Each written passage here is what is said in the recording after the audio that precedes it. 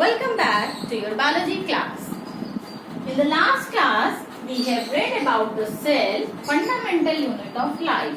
We have read about cell and its discoveries, and today we have to read about the cell theory. The cell theory was given by two botanists, Sclegian and Schwann. According to them, all the living organisms are made up of cell. Living organisms, it can be animals, it can be humans, and it can be plants. We all are made up of cells. The second point is new cells arise from pre-existing cells. Pre-existing cells are the old cells from which the new cells comes. New cells begins or new cells arises.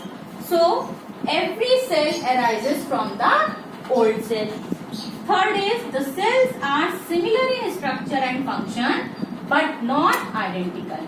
Means if we watch two cells under a microscope, we will find little bit similarity in them and they can perform same functions, but they cannot be the exact copy of each other.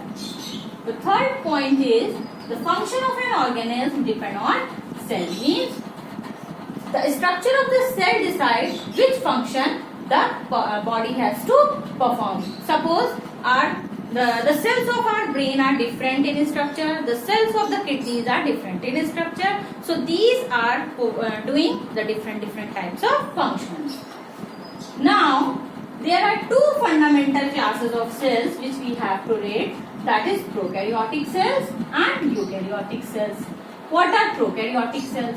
Prokaryotic cells are the cells which are not well developed. Means their nucleus don't have cell envelope, nucleus don't have nuclear membrane, means they are poorly developed cells, and these are found only in some bacteria. The second category is eukaryotic cells. So eukaryotic cells are well developed cells with all the cell organelles. For example, all plants and animals, they have eukaryotic cells. If we see our cell under a microscope, it will be called as a eukaryotic cells because our cell contain each and everything which a cell needs. Here we have to read the comparison between prokaryotic cells and eukaryotic cells. Prokaryotic cells have undeveloped nucleus, as I have told here. Prokaryotic cells have undeveloped nucleus. Eukaryotic cells have developed nucleus. Means their nucleus, they don't have nuclear membrane, and in eukaryotic, nucleus have a well developed nuclear membrane. In prokaryotic, DNA is circular. Means the DNA which is found in the nucleus, it is in circular form and they don't have any protein, and the protein of the DNA is known as histone. So they don't have any histone protein. Whereas in eukaryotic, DNA is in a long chain form and histone protein is kept as a string with beads. String with beads, a thread which is having pearl on it. It can be like this. The third point is membrane bound structures are absent. As I have said, in prokaryotic cells, they don't have well developed nucleus and they don't have cell organelles. So cell organelles are not found, and if cell organelles are not there, membranes are also not there. And in eukaryotic, well cell organelles are found, such as Golgi bodies, endoplasmic reticulum, mitochondria, lysosomes, ribosomes. All these organelles are present in eukaryotic cells. So this is all about prokaryotic and eukaryotic. Now come to the next, that is comparison between plant cell and animal cell. Means here plants, they don't have cell wall.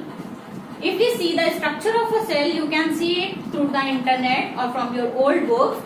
You will see that animal cells don't have any cell wall, whereas plant cells have cell wall. This is the main important difference between plant and animal.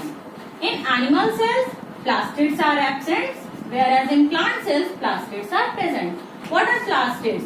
Plastids are responsible for photosynthesis. And who do the photosynthesis? Only plants perform this process. So plastids are found in plants, not in animals. Animals, they have lysosomes, and plastids, they don't have lysosomes. What are lysosomes? Lysosomes are the cell organelles which are found only in animal cells. Actually, they have a special type of enzyme. That enzymes do? The enzyme digests the cell. So animal cells have lysosomes and plant cells, they don't have lysosomes. In animal cell, vacuole is less developed. There is a food vacuole in animal also and in plant also. But in plant, vacuole is well developed. So that's all for today. We will meet in the next video. Till then, bye-bye.